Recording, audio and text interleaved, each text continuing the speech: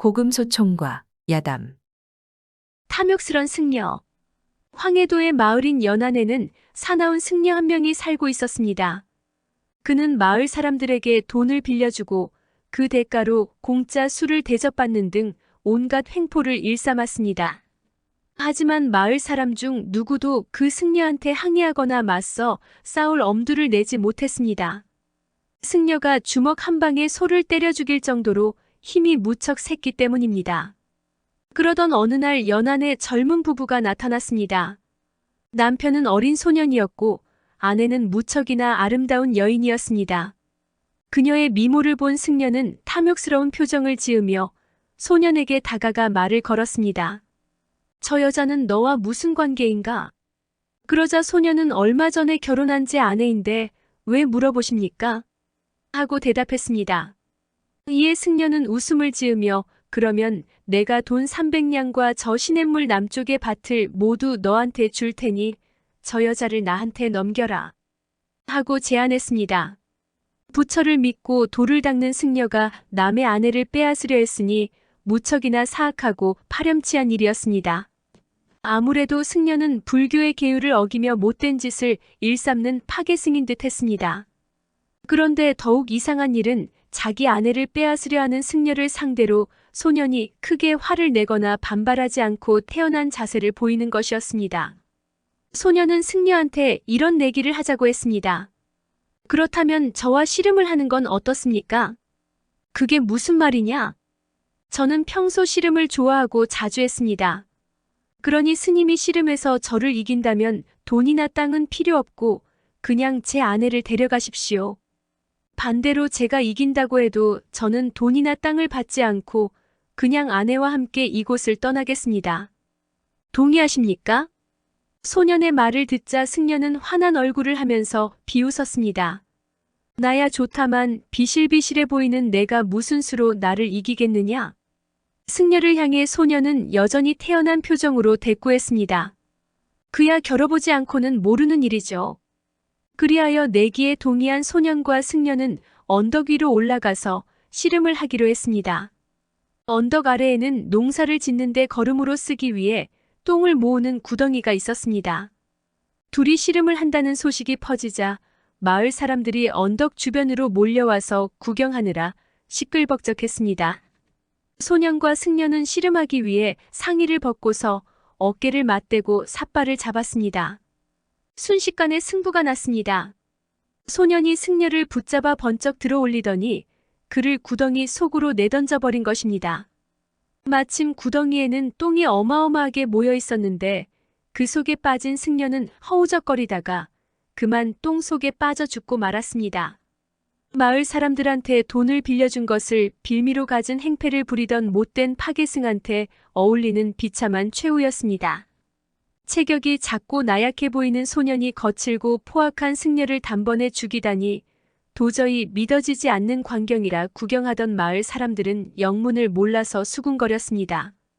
한편 승려를 죽인 소년은 승려를 따르던 사미승을 불러서 저중이 마을 사람들한테 빌려준 돈을 기록한 장부를 가져오시오. 하고 말했습니다. 이에 사미승이 장부를 가져오자 소년은 수백 명의 마을 사람이 보는 앞에서 그 장부를 불태워버리며 말했습니다. 못된 중이 여러분한테 돈을 빌려준 것을 핑계로 그동안 온갖 나쁜 짓을 저질러 왔습니다. 하지만 이제 죽었으니 더는 고통을 받지 않아도 됩니다. 빚을 기록한 장부도 불에 타 없어졌으니 이제 빚 걱정은 마시고 편히 지내십시오. 마을 사람들을 파괴승의 행패로부터 해방시켜준 용감한 소년은 아내를 데리고 연안 고을을 떠났습니다. 앞으로 폐악질을 겪을 필요가 없어진 마을 사람들은 환호성을 터뜨리며 소년의 힘과 용기와 정의감을 찬양했습니다. 아무래도 조선시대에는 숭유역불 사상 때문에 승려가 민담의 악역으로 자주 등장하는 모양입니다. 귀신과의 싸움. 보통 전설과 민담에서 귀신은 죽은 사람의 영혼에서 비롯된 존재이므로 살아있는 사람보다 강한 힘을 가진 것으로 묘사됩니다. 이 때문에 아주 운이 좋거나 탁월한 힘과 용기를 가진 영웅이 아닌 평범한 사람들은 귀신에 맞서기가 매우 어렵습니다. 간혹 귀신에게 맞서 싸웠다가 목숨을 잃는 무서운 경우도 있습니다. 조선 초기의 학자인 성현이 쓴 책에는 귀신과 싸웠다가 죽은 사람들에 대한 일화가 실려 있습니다. 성현의 이웃집에는 기재추라는 뛰어난 학자가 있었습니다. 그가 죽자 손자인 기우가 집안의 일을 맡았는데 얼마 후에 나쁜 일들이 생겨 다른 곳으로 이사를 떠났습니다. 이유가 궁금해진 성현이 기우의 이웃집 사람들한테 자초지종을 물었습니다. 그랬더니 그들은 다음과 같은 놀라운 이야기를 전했습니다. 기우의 집에 어떤 아이종이 문 밖에 서 있었는데 문득 등에 뭔가가 붙었습니다. 그 무게가 무겁고 견딜 수가 없어서 도대체 무엇인지 보려고 하면 전혀 찾을 수가 없는 일이 계속되어 온몸에 식은땀을 흘렸다고 합니다. 한편 사람이 밥을 지으려 하면 괴이한 일이 이어졌습니다. 솥뚜껑이 그대로 있는데 똥이 솥 안에 가득하거나 밥이 뜰에 흩어져 있고 그릇이 공중을 떠돌며 큰 솥이 저절로 들려 공중을 떠돌다가 큰 종소리가 울려 퍼지거나 텃밭에 채소가 모조리 파헤쳐지고 잠깐 사이에 채소들이 말라버리고 자물쇠로 잠근 옷장이 풀려 옷이 모두 대들보 위에 늘어져 있고 아무도 불을 떼지 않았는데 갑자기 아궁이에서 불빛이 일어나고 이를 이상하게 여겨 사람이 끄려고 하면 불이 문간방에 옮겨 붙어 화재가 일어나는 시기였습니다. 그러니 제정신이라면 도저히 버틸 재간이 없었던 것입니다. 유명한 학자의 손자라는 자부심이 있어 기우는 이 집은 내 조상이 살았던 곳이며 사내 대장부가 어찌 귀신을 두려워하겠느냐 라면서 얼마 동안 버티고 있으려 했습니다. 하지만 그조차 얼마 버티지 못했습니다. 밥그릇이 저절로 옮겨지거나 아니면 어디선가 갑자기 똥이 얼굴에 날아오는 참변이 끊이지 않았던 것입니다. 이 일을 두고 기우가 이게 무슨 행패인가 하고 화를 내면 허공에서 너야말로 이게 무슨 짓이냐 라는 음산한 목소리가 들려왔습니다. 그 일이 있고 난 뒤 집을 떠난 기우는 얼마 뒤 병에 걸려 죽고 말았습니다. 이를 두고 사람들은 기우의 외사촌 동생인 유계량이 영모를 꾸미다가 죽었는데 아무래도 그 영혼이 기우의 집으로 들어가서 저렇게 행패를 부린가라고 수군거렸습니다. 한편 조선 후기의 학자인 신돈복은 야담집의 이와 비슷한 이야기를 수록했습니다.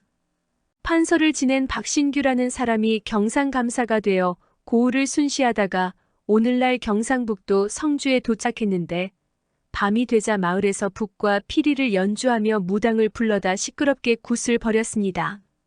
평소 귀신이나 도깨비 같은 초자연적인 일을 말하지 말라는 공자의 가르침을 따르던 유학자인 신돈복은 이를 매우 못마땅하게 여겨 저게 대체 무슨 굿을 하는 것이냐 하고 물어보자 아전이 이렇게 대답했습니다. 성주 사람들은 성상군이라는 귀신을 섬기는데 봄과 가을의 날짜를 정해서 굿을 하고 소원을 비는 굿을 벌입니다. 그 섬기는 정성이 지극해서 관아에서도 막지 못하고 그냥 내버려 두고 있습니다. 그 말을 듣고 박신규는 화가 나서 다음날 무당들을 잡아들이고는 사형에 처하거나 귀양을 보내는 식으로 중벌을 내렸습니다. 그런 후에 군졸들을 동원해서 성상군을 섬기는 사당과 성상군의 신상도 모조리 박살내버렸습니다. 박신규의 처사에 사람들은 위험한 짓을 한다며 불안하게 여겼습니다.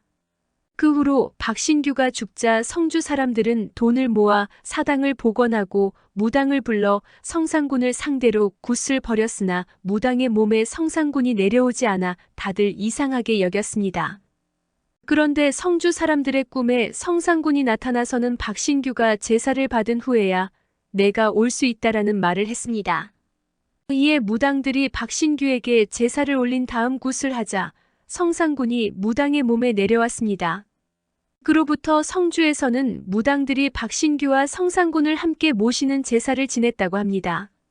살아있을 때 귀신을 배척하던 사람이 죽어서는 제사에 올리는 각종 음식을 탐하는 귀신이 되었으니 결국 박신규는 귀신과의 싸움에서 패배한 꼴이 되고 만 셈입니다. 백두산 흑룡. 보통 동양에서 용은 세상에 평화를 가져다주는 신성한 동물로 여겨집니다. 그러나 때로는 무서운 재앙을 일으키는 사악한 괴물로 묘사되기도 합니다. 현재 북한 백두산 지역에는 그곳에 나타난 포악한 흑룡과 싸워 이기고 백성을 구한 백장군이라는 영웅에 관련된 재미있는 민감이 전해지고 있습니다. 어느 날 백두산의 하늘에 온몸이 검은색인 용, 즉 흑룡이 나타났습니다.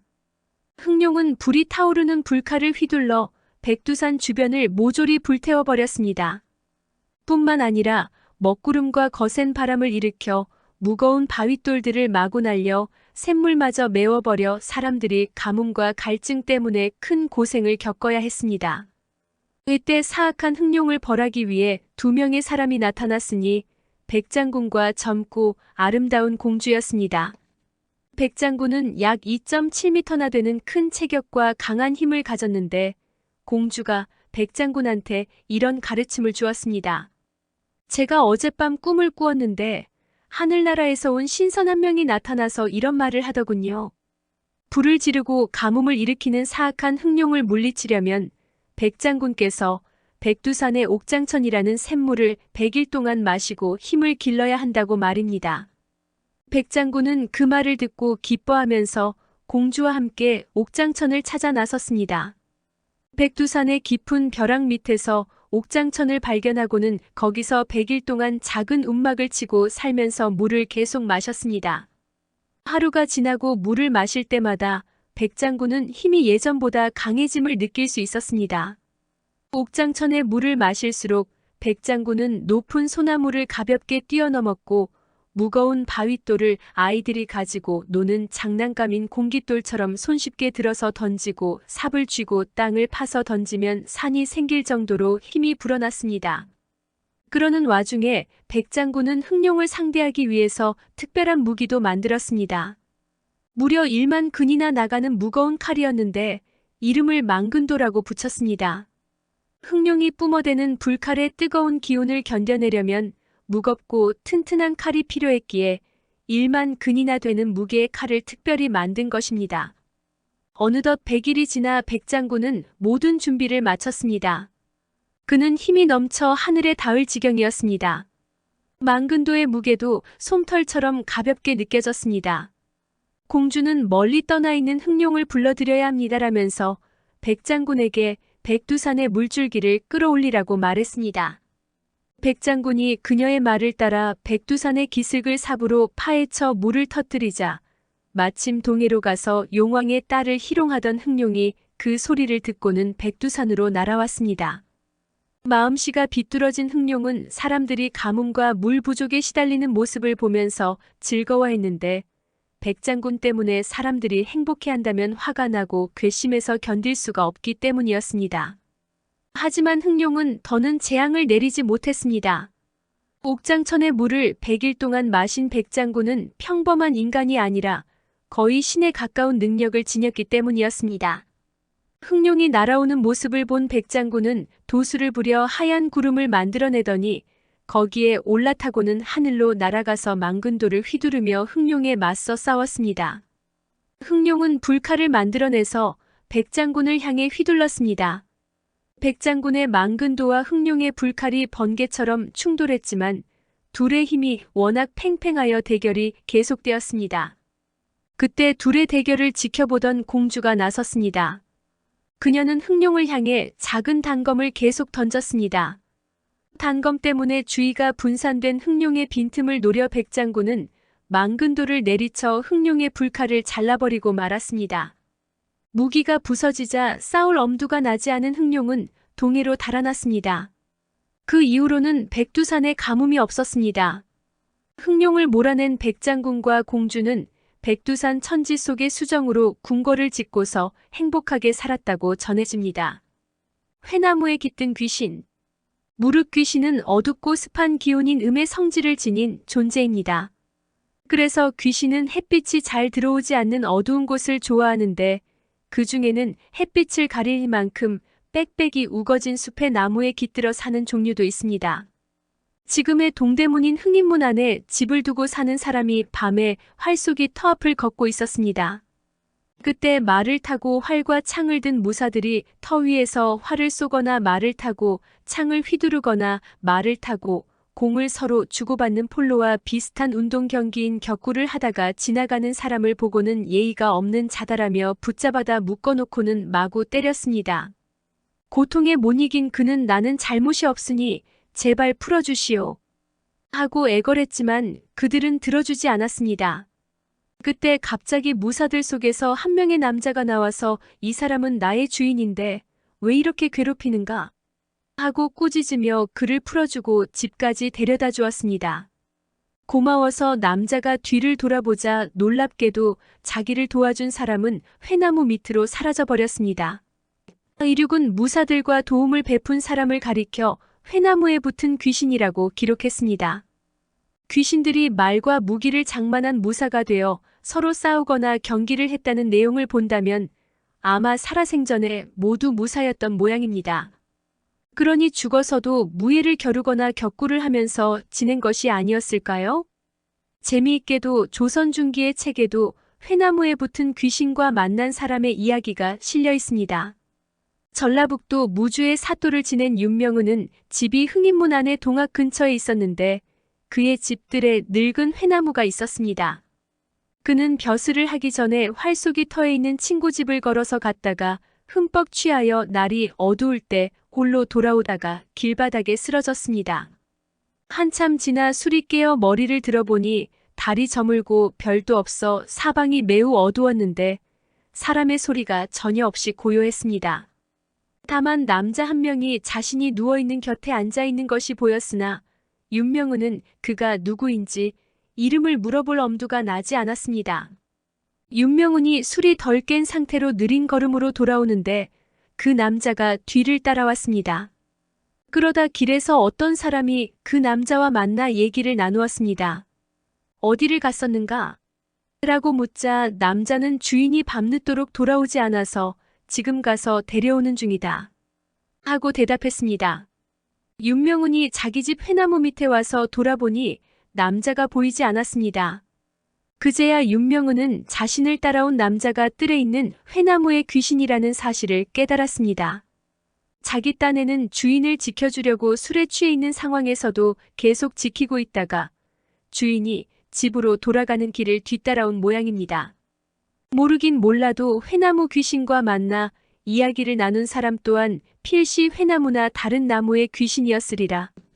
그런가 하면 임진왜란이 일어났을 때 전쟁으로 죽은 전라도의 유생인 송씨라는 사람의 영혼이 귀신이 되어 한산도의 나무로 가서 의지하고 있는데 통제사 이순신 휘하의 병사들이 배를 만들려 나무를 베려고 하자 휘파람을 불고 나서 나 말고도 전쟁으로 죽은 사람들의 귀신이 지금 이 나무에 의지하고 있으니 베지 마시오 하고 부탁하여 군사들이 다른 곳으로 갔다는 이야기가 있습니다. 아울러 조선 초기의 학자인 성현의 외삼촌인 안공이 귀신을 잘 분별하는 능력을 지닌 사람이었다고 합니다. 그가 지금의 충청남도 부여군인 임천의 군수가 되었던 시절 사냥을 나갔을 때 사냥개가 큰 나무를 향해 지저대자 이상하게 여겨 쳐다보았더니 높은 관을 쓰고 큰 얼굴을 한 괴물이 나무에 기대어 있다가 안공을 보고는 사라졌다는 내용도 전해집니다. 아마 그 괴물은 나무에 깃든 귀신인데 안공같이 귀신에게 위협적인 영웅이 나타나자 겁을 먹고 도망쳐버린 듯합니다. 서양에서는 나무에 사는 정령인 엘프나 드라이어드에 관한 이야기가 많이 전해오고 있습니다. 그와 비슷하게 우리 전통 속에 전해지는 나무에 붙은 귀신들의 얽힌 이야기도 상상력을 가미한다면 재미있는 작품의 소재로 충분하지 않을까 싶습니다. 천하장사 송씨. 조선 말의 효종 임금 시절 송씨 성을 가진 천하장사 한 명이 있었다고 합니다. 송씨란 인물은 전라남도 광주에서 집이 없이 떠돌아다니면서 임시로 고용되어 일을 해주는 품팔이꾼, 그러니까 지금으로 치면 일용직 노동자와 비슷한 사람이었습니다. 무척 가난한 사람이어서 그의 부모는 물론 원래 이름조차 다른 사람들은 알 수 없었습니다. 다만 그가 송씨라는 것만 알려져 있을 뿐이었습니다. 병자호란 무렵 효종이 청나라에 당한 치욕을 씻기 위해 북벌을 추진하던 때인지라 온 나라에 천근의 무게를 들 수 있는 힘이 센 장사들을 찾으라는 명이 내려졌습니다. 이에 각 지방의 관찰사들이 장사들을 찾고 있었는데 아무리 뒤져도 좀처럼 그런 사람이 없어서 고민하고 있었습니다. 그러던 와중에 관아에서 임시로 고용되어 일을 하던 송씨가 나라에 퍼진 명을 듣고서 관아에서 일하는 상급서리인 녹사를 찾아가서는 관아의 뜰 모퉁이에 세워진 큰 돌을 가리키며 저것도 천근이 나갑니까? 하고 물었습니다. 이에 녹사가 그렇다고 하자 송씨는 그 큰 돌을 아무것도 아닌 것처럼 가뿐히 들었습니다. 그의 힘을 본 녹사가 무척 놀라 관아에 들어가 이 사실을 알리자 관아에서는 송씨를 불러다 다시 시험해 보았는데 역시 천근의 무게를 쉽게 들어 올렸습니다. 관아에서 송씨를 도읍으로 올려보내니 부에서 그를 목욕시키고 좋은 옷을 입힌 다음 관청에서 타고 갈 말을 빌려주었습니다.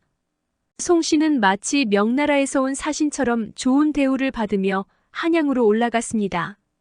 후원에서 활쏘기를 하던 효종은 자신이 찾던 천근 무게를 들어 올리는 장사가 나타났다는 소식을 듣고는 황급히 송씨를 불러들였습니다. 송씨는 머리카락이 헝클어져 있고 얼굴이 거무튀튀한 데다 학식도 없는 무지몽매한 사람일 뿐이었습니다. 하지만 효종이 시키는 대로 송씨는 자신의 강한 힘을 보여주었습니다. 관찰사가 효종에게 장계로 보고한 대로 그는 천하장사였습니다. 자신이 찾던 장사가 진짜로 나타나자 효종은 크게 기뻐하며 음식을 푸짐하게 내려주었습니다. 내관과 시녀들이 수레로 음식을 날랐는데 송씨가 선체로 다 먹어치우니 효종은 더욱 기뻐했습니다. 효종은 송씨에게 조선시대의 군인들이 썼던 모자인 전립을 씌워주고 그 모문 밖에 집을 선물로 주어 살게 하는 한편 궁녀 한 명을 그에게 아내로 보내주었습니다. 아울러 송씨에게 하나의 고을을 다스리는 현령의 벼슬까지 내려주었습니다. 평생 품팔이꾼으로 살아온 송씨는 배운 지식이 없어서 현령의 일에 도저히 적응하지 못했습니다. 이 때문에 효종은 송씨가 가진 힘에 걸맞게 군대의 자리를 내주도록 하여 우선 한양에서 3천리 떨어진 북쪽 변방의 요새로 보내 거기서 국경을 지키는 군인이 되도록 했습니다. 비록 멀리 북쪽으로 내보내기는 했지만 효종은 송씨를 항상 생각하여 기회가 있을 때마다 선물을 보내주었고 얼마 후에 그를 도로 한양으로 불러들이려 했습니다. 아마도 청나라를 공격할 북벌군에 그를 선봉으로 내세우려는 속셈에서 한 일인 듯 했습니다. 그런데 갑자기 효종은 등에 종기가 나 죽었습니다. 이 소식을 전해 들은 송씨는 큰 충격을 받아 군대에 알리지도 않고서 밤낮 없이 혼자서 말을 달려 궁궐에 도착한 뒤 효종의 시신이 담긴 관을 향해 엎드려서 슬프게 울었습니다. 눈물이 다 말라서 피가 나올 지경이었습니다. 송씨의 아내가 된 궁녀도 효종의 죽음에 크게 슬퍼하여 효종이 죽은 날 집에서 목을 메어 죽었습니다. 한편 군대를 담당한 관리인 병마절도사는 송씨가 상관에게 알리지도 않은 채 마음대로 군대를 떠난 점을 문제 삼아 그의 목을 베는 처벌을 해야 한다고 주장했습니다. 조정에서도 송씨의 무단 이탈을 죄라고 주장하여 군법에 따라 처벌할 것을 주장했으나 효종의 뒤를 이어 왕위에 오른 현종 임금은 송 장사의 충성심이 순수하여 한 일이니 처벌할 수 없다면서 송씨의 목숨을 살려주는 대신 그가 맡은 군인의 직위는 거두었습니다. 군대에서 쫓겨난 송씨는 여기저기 떠돌아다니다 경기도 용인에 정착했습니다. 그는 찢어진 갓에 해진 옷을 입고 사람들을 상대로 구걸하면서 겨우 목숨을 이어나갔습니다. 그러다가도 효종이 죽은 날만 되면 홀로 산골짜기로 들어가 온종일 통곡했고 효종에 대한 이야기만 나오면 눈물을 흘렸습니다. 마을 사람들은 송씨의 체격이 몹시 크고 우람한 것을 보고 그를 송장군이라 부르며 만나면 하나둘씩 밥을 모아주었는데 그가 마치 호랑이나 늑대처럼 밥을 먹는 모습을 신기해하며 구경했습니다. 송씨가 나중에 어찌 되었는지는 알려지지 않습니다. 지나치게 순박한 사람이라 큰 힘을 갖고서도 재능을 살리지 못했던 듯합니다. 신라의 귀신군대. 한국의 고대 왕조 중에서 신라는 992년이라는 가장 오래된 역사를 가진 나라였습니다. 하지만 초창기 무렵의 신라는 고구려와 백제는 물론이고 부족 연맹인 가야보다 힘이 약해 외세의 침입에 시달려야 했습니다. 그래서 신라에서는 외세의 침입을 물리쳐준다는 신앙이 매우 널리 퍼졌는데 그 중에서는 죽은 왕의 영혼이 보내준 귀신 군대에 관한 이야기도 있습니다. 고려의 승려인 이련이 기록한 역사서인 삼국유사에 의하면 신라의 14번째 임금인 유래 이사금 무렵에 신비한 일이 일어났다고 전합니다. 지금의 경상북도 청도군에 이서국이라는 작은 나라가 있었습니다. 이 나라에서 군대를 일으켜 유래 이사금 무렵에 신라를 공격해왔습니다. 외침을 받았으니 당연히 신라에서도 군대를 동원하여 이서국의 침략군을 막으려고 했습니다. 하지만 신라군의 수가 적었던지 아니면 이서국 군사들이 신라의 군사들보다 더 용감했던지 전쟁이 길어지면서 신라군이 불리해졌습니다. 자칫하면 전쟁에서 패배하고 나라의 운명마저 위태로웠던 때 누구도 예상하지 못한 놀라운 일이 일어났습니다. 어디서 나타났는지 알 수 없는 군사들이 몰려오더니 신라군을 도와서 이서국 군사들과 맞서 싸웠던 것입니다. 그들은 모두 하나같이 귀에 대나무 잎을 꽂고 있었습니다. 지금까지 신라군을 궁지로 몰아붙이던 이서국의 군사들도 이 대나무 잎을 꽂은 군사들, 즉 주겹군을 상대로는 마치 갓난아기같이 전혀 힘을 쓰지 못했습니다. 결국 주겹군은 신라군을 도와서 이서국 군사를 전멸시켰고 그렇게 해서 신라는 나라가 무너질 뻔한 위기에서 간신히 벗어났습니다. 주겹군 덕분에 살아난 신라 군사들은 감사의 인사라도 전하려 했지만 그들은 전투가 끝난 후 감쪽같이 행방을 감춰버렸습니다. 그들이 어디에서 온 군사들인지 정체가 무엇이었는지 누구도 알지 못해서 다들 이상하게 여겼습니다. 그런데 시간이 지나고 나서 주겹군의 정체에 관한 실마리가 잡혔습니다. 유래 이사금의 전 임금인 미추 이사금의 무덤 앞에 대나무 잎이 수북하게 쌓여있던 모습이 지나가던 사람들에게 알려졌습니다. 이를 보고 어떤 사람들은 죽은 미추 이사금의 영혼이 저 대나무 잎을 귀신 병사로 만들어서 신라군을 돕게 내보냈던 것이다라고 주장했습니다. 다들 그 말이 일리가 있다고 여겨 그 이후부터 미추 이사금의 무덤을 죽현능이라고 불렀다고 전해집니다. 죽은 왕의 영혼이 후손을 돕기 위해 귀신이나 혹은 죽은 자들로 구성된 군대를 보낸다는 이야기는 2003년 개봉되어 전 세계적으로 큰 인기를 끈 영화 반지의 제왕 왕의 귀환에도 등장합니다.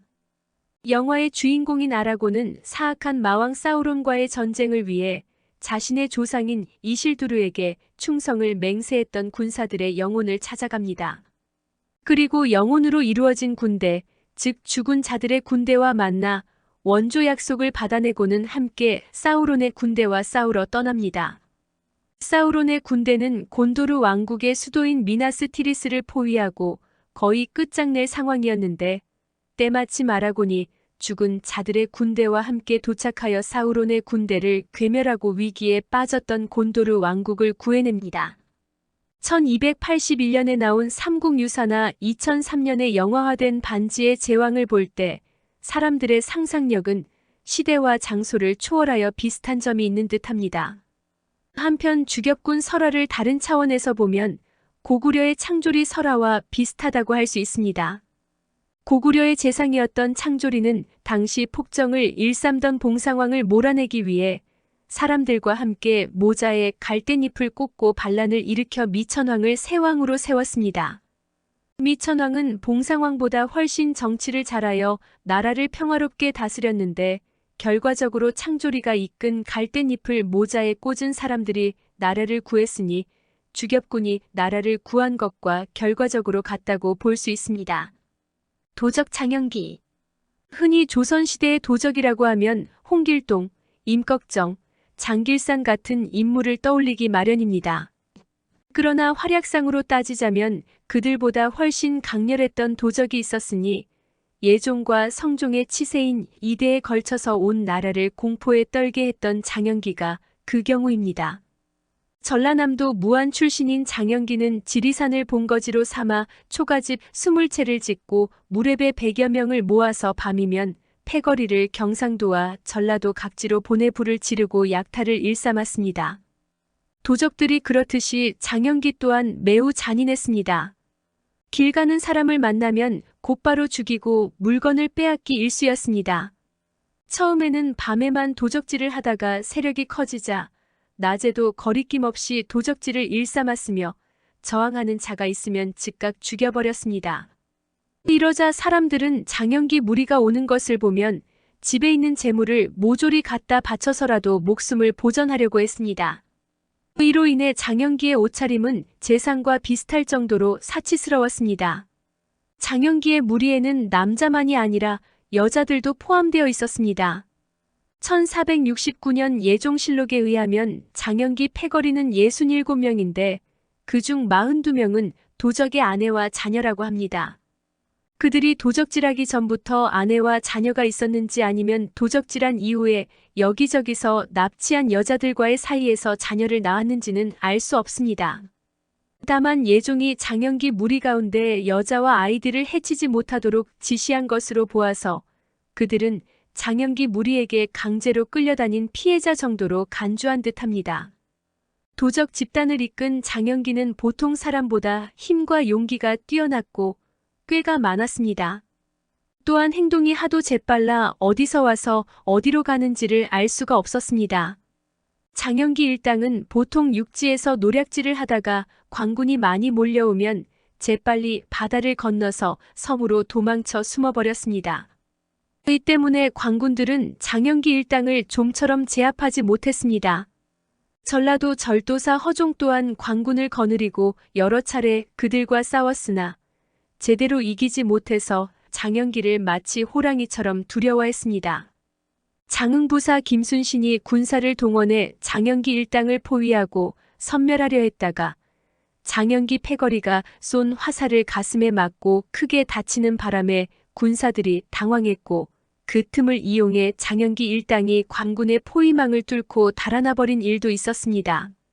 내금위의 선상근이란 사람은 장영기를 체포하러 쫓아다니다가 휘장을 치고 뚜껑을 덮은 가마를 맨 사람들을 만났습니다.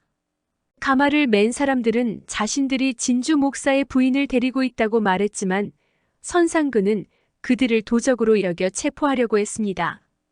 그러자 가마꾼들은 곧바로 태도를 바꿔 선상근을 죽이고 그의 머리를 잘라서 가져갔습니다.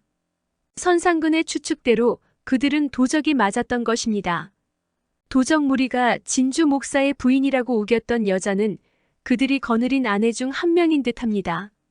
그런가 하면 전라남도 한평에 사는 좌랑 벼슬을 지낸 송씨라는 사람이 딸의 결혼식을 치르려고 했는데 결혼식을 올리기 며칠 전에 장영기 일당이 쳐들어와서 딸을 납치해가는 사건도 있었습니다. 이렇듯 장영기 일당이 미친 듯이 날뛰자 경상도와 전라도 일대에서는 장영기에게 납치당하거나 약탈을 당할까봐 두려워서 길을 다니는 사람들의 흔적이 끊어질 지경이었습니다. 장영기 패거리의 악명은 조정에까지 알려졌고 예종실록을 보면 이들 도적단의 처리에 대해 예종과 대신들이 심각하게 논의하여 대책을 내놓았음을 알 수 있습니다. 장영기를 사로잡은 군인과 백성에겐 상으로 벼슬을 3단계씩 올려주거나 상으로 면포 100피를 주고 노비가 잡으면 노비 신분에서 해방시켜주며 장영기 무리 가운데 광군에게 협조하는 자는 그의 죄를 사면하고 보통 사람과 똑같이 포상한다는 실로 파격적인 내용이었습니다. 예종이 죽고 난 뒤에 즉위한 성종도 장영기 토벌에 큰 관심을 기울였습니다. 성종실록에 의하면 성종은 장영기 일당과 싸울 때 목숨을 잃은 군사에게는 장례식과 제사를 지내주고 그 가족에게는 세금을 면제해주라 하고 명령을 내렸습니다. 이렇듯 국가 공권력에 맞서 싸우던 장영기는 해가 바뀐 1470년 마침내 김순신이 이끈 광군의 토벌을 받아 죽임을 당했습니다. 그의 시체는 목이 잘린 채로 조선 팔도를 돌며 구경거리가 되었습니다. 한때나마 나라를 공포에 떨게 했던 범죄 집단의 두목에게 어울리는 비참한 최후라 하겠습니다. 처녀를 거부한 고경명. 일본이 조선을 침략한 임진왜란 무렵 의병장으로 나서서 싸우다 전사한 고경명은 기이한 일을 겪은 적이 있습니다. 고경명은 젊은 시절 집 근처에 있는 호수를 오가며 틈틈이 산책을 했습니다. 어느 날은 갑자기 비가 오는 바람에 비를 피해 호수 근처에 있던 집의 열린 문 안으로 달려가서는 그 집의 주인을 소리쳐 불러냈습니다. 주인장, 혹시 계시오? 소생은 글을 읽는 선비인데 비가 와서 잠시 비를 피하려 이 집에 머물려고 하오. 그러니 나와서 문 좀 열어주시오. 그러자 방의 문이 열리고 처녀 한 명이 나와서는 고경명을 보고는 어서 들어오십시오. 하고 말했습니다. 고경명은 고맙다는 인사를 하고는 신발을 벗고 마루로 올라가 문 안으로 들어가 방에 앉았습니다. 처녀는 고경명을 힐끔거리며 쳐다보다가 부엌으로 가서 간소하게 차린 술과 음식을 작은 밥상 위에 올려놓은 채로 가져와서는 고경명 앞에 놓으면서 부족하지만 정성껏 차렸으니 어서 드십시오. 하고 권유했습니다. 엄격한 유학자였던 고경명은 낯선 집에 비를 피해 잠시 들른 것도 과분한 일인데 처녀가 주는 술과 음식까지 받아먹는 것은 예의에 어긋나는 일이라고 여겨 권유를 거절하고는 곧바로 그 집을 떠났습니다. 집을 나서는 고경명의 뒷모습을 처녀는 원망스러운 눈초리로 쳐다볼 뿐이었습니다. 그로부터 한 달이 지나고 나서 노인 한 명이 고경명의 집 문 밖에 와서는 그를 만나고 싶다고 했습니다. 노인은 고경명을 보고는 이렇게 말했습니다. 소인한테는 딸이 하나 있는데 지난번 나리께서 우리 집에 오신 이후로 그 아이가 나리를 사모한 나머지 병에 걸려 자리에 누워 있습니다. 그러고는 나리가 아니면 아무한테도 시집을 가지 않겠다. 만약 나리가 받아주시지 않는다면 차라리 죽어버리겠다고 하면서 고집을 부리고 있습지요. 그래서 감히 부탁하건대 나리께서 제 딸을 아내로 맞아들여서 목숨을 구해주셨으면 합니다. 고경명은 노인의 청에 답하지 않고서 손을 내저으며 노인더러 돌아가라고 했습니다. 이미 그에게는 장례를 약속한 여인이 있었으니 자신을 사모한다는 처녀를 받아주었다가 무슨 분란이 일어날지도 모르고 여색을 탐해서는 안 된다는 유학의 가르침을 따르는 유학자의 입장으로서도 받아들이기 어려운 일이었기 때문입니다. 고경명이 거절하자 노인은 문을 나서서 슬프게 울며 떠나갔는데 2번 다시 소식이 없었습니다. 그 일이 있고 난 뒤로 고경명은 관직 생활이 힘들어져 위로 올라가지 못하고 계속 낮은 벼슬에 머무르는 판국이었습니다. 어느 날 우연히 호수를 지나다 큰 소나기가 쏟아져서 근처에 있는 집으로 비를 피해 들어갔는데 그곳은 고경명이 젊었을 때 처녀를 만난 집이었습니다. 그런데 뜰에는 잡초가 무성하고 집 안에는 아무런 소리가 없어 조용한 게 기분이 나쁠 지경이었습니다. 고경명이 그 집의 음침한 분위기가 싫어서 그냥 나가려고 하자 갑자기 큰 구렁이 한 마리가 역겨운 냄새를 풍기며 마루 밑으로부터 나타나더니 순식간에 고경명한테로 다가와서는 그의 몸을 칭칭 휘감고는 성난 눈초리로 노려보았습니다. 비록 말은 통하지 않았으나 고경명은 필시 그 구렁이가 옛날 자신이 거부한 처녀의 원혼이 죽어서 다시 태어난 것이라고 믿고는 곧 사과하며 내가 너의 부탁을 거절해서 너를 죽게 했구나. 지금 와서 생각해보니 내가 너무 몰인정했구나. 내가 나를 해치고 싶다면 그렇게 해도 좋다라고 말했습니다. 그러자 구렁이는 한참 동안 고경명을 노려보다가 고개를 떨구고 눈물을 흘리더니 곧 고경명을 감싼 몸을 풀고는 마루 밑으로 들어갔습니다. 구렁이가 사라지자 고경명은 얼른 그 집을 나와 집으로 돌아왔습니다. 그날 밤 그의 꿈에 죽은 처녀가 나타나서 소녀가 나중에 구렁이로 다시 나타난다면 죽을 징조인 줄 아십시오. 하고 말하고는 사라져버렸습니다. 이런 일이 있은 지 한참 후인 1592년 7월 9일 임진왜란 때 고경명은 아들인 고인후와 함께 의병을 일으켜 금산에서 일본군과 싸우기 위해 기다리고 있었습니다. 그런데 의병들이 놀라서 시끄러운 소리를 내기에 무슨 일이냐? 하고 말하며 달려가 보니 그 구렁이가 나타나서는 의병들의 뒤에 누워 있었습니다.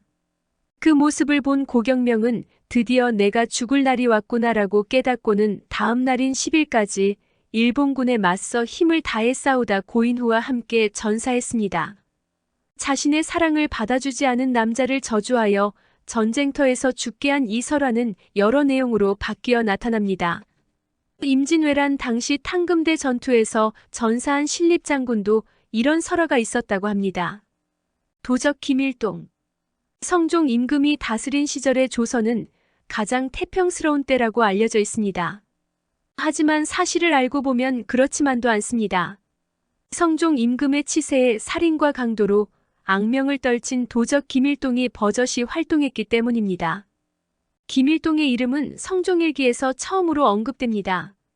황해도 관찰사인 김극검이 성종 임금에게 황해도의 강도인 김일동과 그를 따르는 도적이 떼를 지어 약탈하여 신계연의 감옥에 가두었는데 김일동이 그의 무리 10여 명과 감옥의 문을 열고서 모두 도망쳤습니다라고 보고해온 것입니다.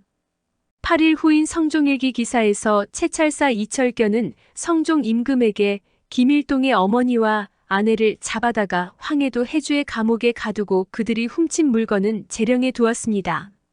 한데 김일동 무리가 밤중에 재령으로 몰려와서는 갑옷을 입은 채로 관할을 향해 활을 쏘면서 우리의 작물을 돌려주지 않으면 모두 죽인다라고 협박하자 겁을 먹은 김극검은 부엌 밑에 숨었고 고을 관리들이 잡물을 돌려주며 제발 물러가라고 애걸하자 그제야 김일동 무리가 떠났습니다라는 내용의 보고서를 올렸습니다. 그 뒤에 이철견의 부하인 종사관 홍자아는 김일동이 도둑질을 해온 지가 7년이나 지났지만 사람들이 겁을 먹고 고발을 하지 못합니다라고 말했습니다.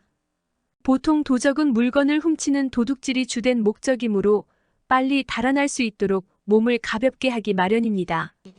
그런데 김일동 무리는 갑옷을 입고 활을 쏘며 나타났다고 하니 무척 흥미롭습니다. 그 갑옷은 아마도 조선시대 병사들이 가슴과 배를 보호하기 위해 입던 엄심갑이 아닐까 싶습니다. 갑옷을 입은 도적은 조선시대에 매우 보기 드문 경우에 속합니다. 여러 정황을 볼 때 김일동은 군사였다가 불만을 품고 탈영하여 도적이 된 것은 아닐지요? 한편 김일동이 붙잡힌 어머니와 아내를 돌려달라는 말은 하지 않고 자기들이 훔친 작물을 돌려주지 않으면 모두 죽이겠다고 한 점도 눈길을 끕니다. 이기적이고 포악한 도적이라 가족보다 재물을 더 중시했던 모양입니다. 1489년 성종일기 기사를 보면 김일동이 관군에 맞서 싸워서 수한 군수 김귀정은 몸에 몇 군데 상처를 입고 관군도 죽은 자가 있으니 아마도 쉽게 잡지 못할 듯합니다라는 내용이 있습니다. 4일 후인 성종일기 기사에는 금제사 이계동이 봉산 군수와 함께 봉산 동쪽 구질보지산으로 가서 김일동을 잡으려 했는데 험한 산꼭대기에 올라가 진을 치고 있어서 관군이 그들을 잡으러 올라가자 김일동 무리가 돌을 던지고 화살을 쏘면서 나타났고 숨기를 반복하다가 언덕을 뛰어서 재빨리 도망쳐버리는 바람에 놓쳤다는 내용이 실려 있습니다. 아울러 김일동 무리는 이계동이 미리 산기슭에 엎드려서 매복을 시켰던 군사 주요문의 말을 빼앗아가는 대담함도 보였습니다. 관군이 김일동의 패거리인 윤산을 붙잡은 것이 유일한 성과였습니다. 관군에게 붙잡힌 윤산은 김일동 무리에서 진짜 우두머리는 김경희이고 김일동은 그 다음에 2인자에 불과하며 서열 3위는 박중금이며 서열 4위가 바로 나다라고 털어놓았습니다. 또한 윤사는 김일동 무리는 나까지 포함해 고작 4명에 불과하다라고 했으나 당시 체포되어 한양에 갇힌 김일동의 무리가 이미 47명이나 되었으니 윤산의 말은 김일동에 대한 추격을 중단시키려는 얄팍한 수작에 불과했습니다. 이현손이 김일동의 얼굴을 안다며 그를 체포하겠다고 제안했지만 그 역시 김일동을 잡지는 못했습니다. 그 후에 성종실록 기사들을 보면 김일동 무리가 대부분 사로잡히고 남은 잔당이 굶주림과 추위에 떨고 있다거나 김일동 무리한테 하룻밤 잠을 재워주거나 한 끼밥을 준 사람들은 협박에 못 이겨 그랬으니 처벌하지 말라는 내용이 언급됩니다. 김일동이 언제 어디서 관군에게 체포당했다는 말은 끝내 실록에 나오지 않습니다. 의로 추측하건대 관군의 수색과 포위를 뚫고 달아나 숨는데 성공한 모양입니다. 임꺽정을 비롯하여 조선시대에 악명을 떨친 도적 대부분이 관군에 체포되어 죽은 것을 생각한다면 그는 운이 좋았다고 해야 할까요? 능력이 좋았다고 해야 할까요? 꿈에 나타난 김유신. 경주의 서학서원은 옛 신라의 훌륭한 공신인 설총과 김유신과 최치원을 모시고 매년 제사를 지냈는데 명나라 천계제 무렵에 한 가지 논란이 일어났습니다. 다름이 아니라 서학서원에 모시는 위인들의 위패를 빼버리는 일을 두고 선비들이 모여서 논쟁을 벌인 것입니다.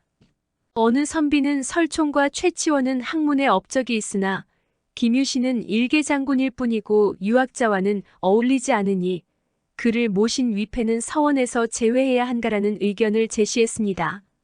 하지만 그렇다 해도 김유신이 세운 업적을 감안한다면 결코 무시할 수 없다라며 반대하는 의견도 많아서 김유신의 위패를 제외하는 일은 쉽게 결정되지 않았습니다.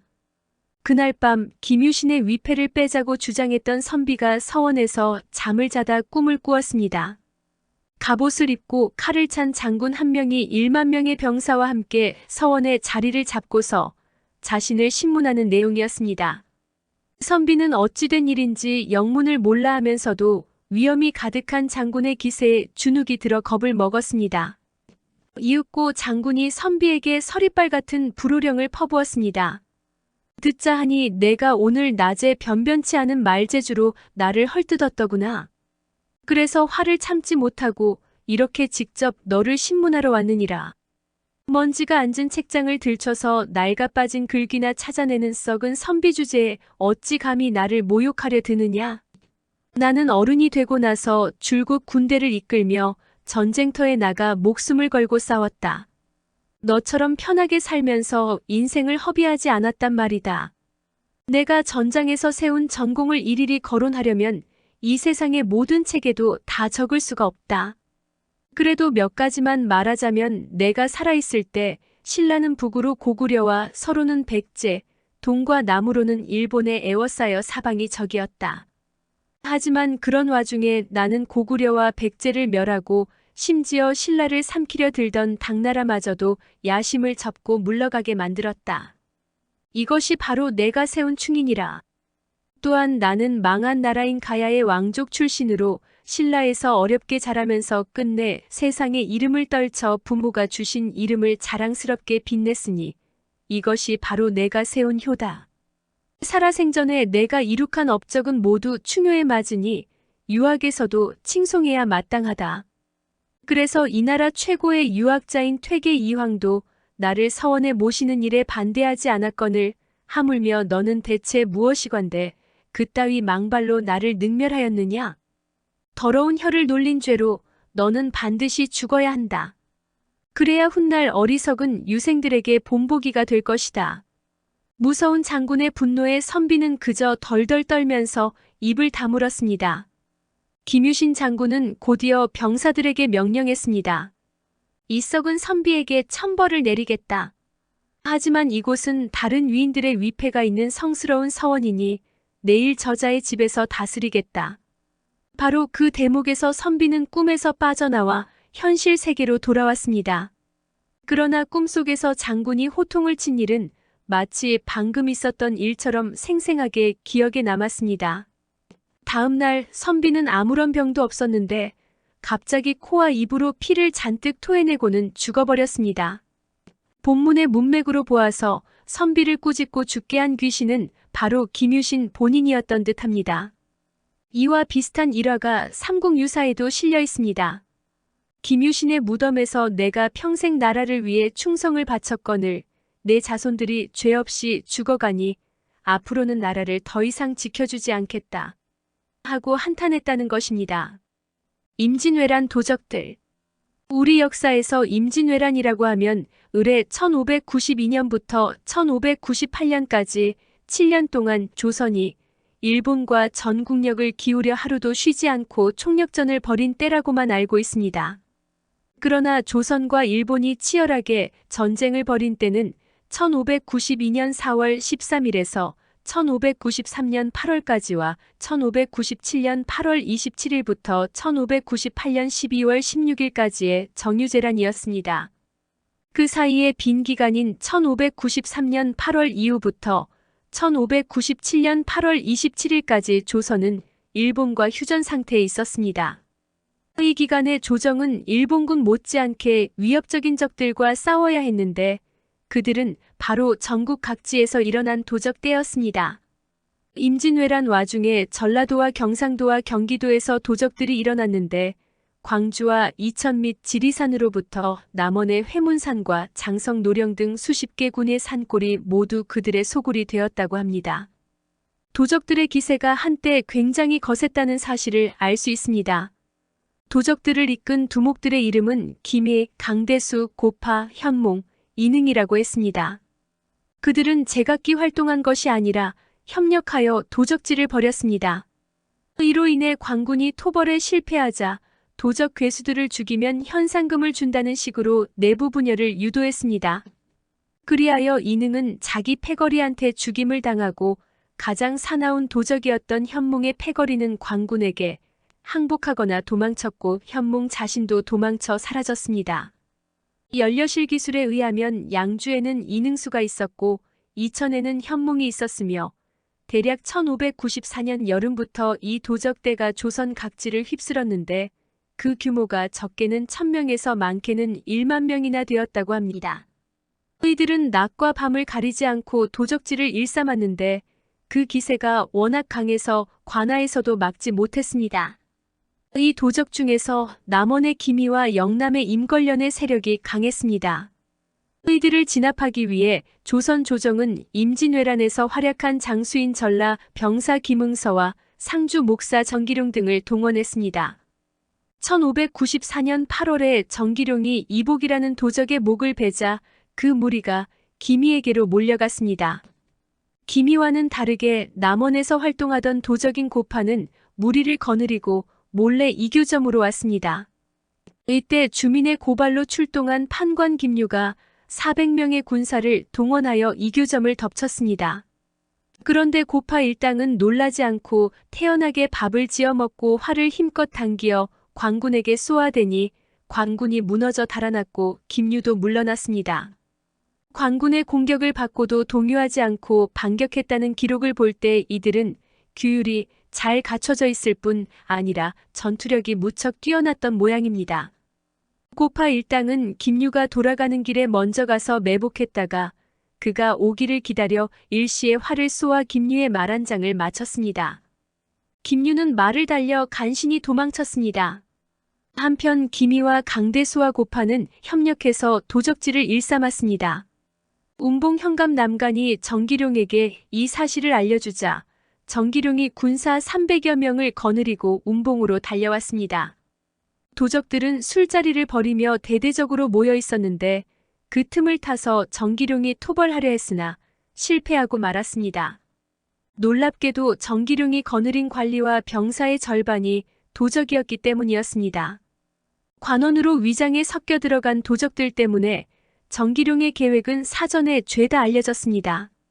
덕분에 도적들은 밤새도록 즐겁게 풍악을 울리면서 놀다가 해가 뜰 무렵 갑자기 고함을 지르면서 포위망을 뚫으니 광군은 혼비백산하여 달아났고 그러는 사이에 도적들은 천천히 달아나는 여유까지 부렸습니다. 게다가 임걸련은 지리산에 있는 절을 모조리 약탈했습니다. 임실에서 노략질하며 활개치던 도적들에게 광군은 번번이 패배했습니다. 고전하던 광군은 산에 불을 지르고 나무를 베어내면서 산을 동서남북에서 포위하는 방식으로 도적들을 굶주리게 한 다음 몰아붙이는 방식으로 겨우 제압할 수 있었습니다. 해가 바뀐 1595년 봄에 경상도의 광군이 김희와 강대수를 토벌하여 죽였습니다. 고파 또한 장성의 주민에게 죽임을 당하면서 마침내 도적들 때문에 막혀있던 길이 열리게 되었습니다. 임진왜란 시기에 생겨난 도적들이 광군의 공세에 꽤 치열하게 저항하거나 반격했다는 사실은 무척 흥미롭습니다. 광군에서 도적대로 흘러들어간 사람들이 있었기에 규율과 전투력이 강해져서 광군과 대결하려 한 것은 아니었을까요? 처녀귀신. 한국 귀신을 대표하는 종류라면 처녀 귀신을 떠올리기 마련입니다. 처녀라는 말 때문에 처녀 귀신을 남자와 결혼하지 못하거나 사랑을 이루지 못해 죽은 처녀의 영혼이라고 여기기 쉽지만 그보다는 강렬한 원한을 품고 억울하게 죽은 처녀의 영혼이 처녀 귀신이 된다고 이해해야 옳습니다. 옛날 강원도 강릉에 살았던 최 씨는 진사 호칭을 얻었을 뿐만 아니라 명예와 재물까지 갖춘 부자였습니다. 그런데 어느 날부터 그의 세 아들과 손자들이 두 눈썹 사이에 붉은 종기가 돋아나다가 피가 터지는 병에 걸려 모두 죽는 참변이 벌어졌습니다. 최 씨의 자손 중에서 남은 건 어린 손자 한 명뿐이라서 걱정이 매우 컸습니다. 때마침 최 씨의 집에는 김 씨 성을 가진 생원 한 명이 아내와 함께 식객으로 살고 있었습니다. 식객이란 고대 중국의 춘추전국 시대부터 조선시대까지 이어진 관습인데 부자의 집에 살면서 음식과 잠자리를 얻는 대가로 그 집안 식구들을 도와주는 사람들을 가리키는 말입니다. 김생원의 아내는 남편에게 우리가 이 집에 살면서 최진사의 은혜를 입었는데 자손들이 죽어 괴로워하고 있으니 도와줘야 하지 않겠습니까? 하고 말했습니다. 그 말을 듣고 김생원은 나도 알고 있소라고 대답했는데 마침 그 모습을 최진사의 종이 보고는 주인에게 알렸습니다. 이에 최진사와 그의 아내가 김생원에게 달려와 우리 어린 손자만이라도 제발 구해주시구려 하고 빌었습니다. 처음에 김생원은 저는 의원이 아닙니다 하면서 겸손하게 거절했으나 최진사 부부의 간절한 부탁에 그들이 불쌍하게 생각되어 마당에 신주를 모시고 향부를 준비하십시오 하고 말하고는 도사처럼 의관을 갖춰 입고는 직접 향부를 피우고 부적을 태웠습니다. 그러자 갑자기 허공에서 신장 한 명이 나타나더니 김생원 앞에 엎드렸습니다. 김생원은 이곳의 집을 지키는 수호신인 가토신을 데려오너라 하고 지시하자 신장이 곧바로 늙은 가토신을 데려왔습니다. 김생원이 가토신을 보며 너는 왜 이 집안 식구들이 죽어가게 내버려 두었느냐 하고 꾸짖자 가토신은 이번 일은 원한으로 인한 것이라 막을 수 없었습니다 하고 해명했습니다. 이에 김생원은 가토신과 신장에게 원한을 품고 살인을 저지른 귀신이 있을 테니 잡아오너라 하고 지시를 내렸습니다. 그 말을 듣고 가토신과 신장이 집안의 창고로 들어갔습니다. 갑자기 창고 안에서 소름 끼치는 음침한 울음소리가 들려왔습니다. 얼마 후 가토신과 신장이 처녀 귀신 하나를 붙잡아 김생원 앞으로 끌고 왔습니다. 처녀 귀신의 눈썹 사이에는 송곳 하나가 박혀 있고 피가 발까지 흘러내리고 있었습니다. 김생원은 처녀 귀신을 향해 이렇게 꾸짖었습니다. 도대체 너는 어떤 원한을 품었기에 최진사댁 식구들을 다 죽게 했느냐? 그 말을 들은 처녀 귀신은 화를 내며 대답했습니다. 나는 원래 이 집의 하녀였다. 최진사가 한번 장난삼아 내 손을 잡는 걸 본 그의 아내가 나를 질투하여 창고로 끌고 가서는 송곳을 내 미간에 박고는 곡식 자루를 쌓아서 막아놓은 채로 창고 문을 잠그고 나갔다. 그래서 나는 선체로 갇혀서 고통을 받으며 죽어갔다. 그 원통함을 품고 귀신이 되어서 복수할 때를 기다렸다가 최 씨 집안의 운세가 기울자 이제야 원한을 갚으려 식구들을 차례차례 죽인 것이다. 그러니 내 일을 막지 마라. 김생원은 가토신과 신장에게 처녀 귀신을 깊은 산으로 끌고 가서 큰 돌로 눌러 밖으로 나오지 못하게 막으라고 명령했습니다. 처녀 귀신은 슬프게 울면서 날뛰다가 가토신과 신장에게 끌려갔습니다. 이 광경을 창틈으로 보고 있던 최진사 부부는 벌벌 떨었습니다. 김생원이 그들에게 다가가 원한을 품고 죽은 귀신은 그 한을 풀지 못하면 반드시 복수합니다. 앞으로 50년이 지나면 다시 나와서 이 집 식구를 모조리 죽이려 들 겁니다. 하고 말했습니다. 다음 날 최진사 부부가 창고를 열고 곡식 자루들을 헤치니 정말로 미간 사이에 송곳이 박힌 채로 피를 땅까지 흘리고 죽어있는 하녀의 시체가 발견되었습니다. 얼굴색을 보면 여전히 살아있는 듯 했습니다. 최진사는 매우 놀라 시체를 집 밖으로 끌어내 불태워 없애고는 김생원을 찾았습니다. 하지만 김생원은 아내와 함께 밤을 타서 집을 떠나고 사라진 뒤였습니다. 처녀 귀신한테 보복을 당할까봐 도망친 것입니다. 원한을 품고 죽은 처녀 귀신의 힘이 얼마나 무서웠으면 뛰어난 도인인 김생원마저 50년밖에 가두지 못한다고 했을까요? 미녀로 둔갑한 신선. 조선 개성에 전우치라는 선비가 살았는데 그는 어렸을 때부터 신선술을 배워 신선이나 다름없었습니다. 특히 모습을 자유자재로 변모시키는 둔갑술에 능숙했습니다. 이와 관련해 한 가지 재미있는 일화가 전해집니다. 전우치가 미녀로 둔갑한 구미호가 가진 도술을 부리는 방법이 적힌 하늘의 책을 빼앗아서 그 책을 공부하여 신선이 되었다는 내용입니다. 당시 나라 안에는 심한 기근이 들어 수많은 백성이 굶주리고 있었습니다. 하지만 조정의 대신들은 백성을 구할 생각은 하지 않고 자기들끼리 호화로운 생활을 누리는 것에만 정신이 팔려 있었습니다. 이에 분노한 전우치는 탐욕스러운 조정 대신들을 응징하고 굶주린 백성을 돕기 위해 고민하다 한 가지 묘안을 짜냈습니다. 둔갑술을 부려 신선처럼 변한 전우치는 궁궐에 나타나 이렇게 말했습니다. 나는 하늘나라에서 온 신선이다. 하늘나라에 궁궐을 짓는데 마침 황금으로 만든 대들보가 없어서 짓지 못하고 있다. 그러니 너희가 가진 황금을 모두 털어서 오는 3월 보름날까지 바쳐야 한다. 이후 전우치는 하얀 구름을 타고 하늘로 사라졌습니다. 왕과 대신들 모두가 지켜보는 가운데 벌어진 일이라 아무도 의심할 도리가 없었습니다. 그래서 왕과 대신들은 자신들이 가진 황금을 모조리 털어서 모았습니다. 약속대로 3월 보름날이 오자 신선으로 둔갑한 전우치가 다시 나타났습니다. 왕과 대신들이 엎드려 절하는 상황에서 하늘을 따르는 자들은 모두 흥하고 거역하는 자는 망한다. 이제 앞으로 너희는 하늘의 축복을 받아 무궁한 부귀영화를 누릴 것이니라라고 말하고는 황금을 모두 가져갔습니다. 전우치는 황금을 먼 서쪽으로 가져가 팔아 쌀 10만 석을 산 다음 그 쌀을 가지고 조선으로 돌아와 굶주린 백성에게 모조리 나눠주었습니다. 전우치 덕분에 살아난 백성은 그를 칭송했습니다. 이때 전우치는 전국의 왕과 대신들이 백성을 돌보지 않으니 내가 신선을 사칭하여 황금을 빼앗아 쌀로 바꿔 백성에게 나눠주었다. 나는 전우치다라는 내용의 방을 붙여 자기가 사기를 쳤음을 알렸습니다.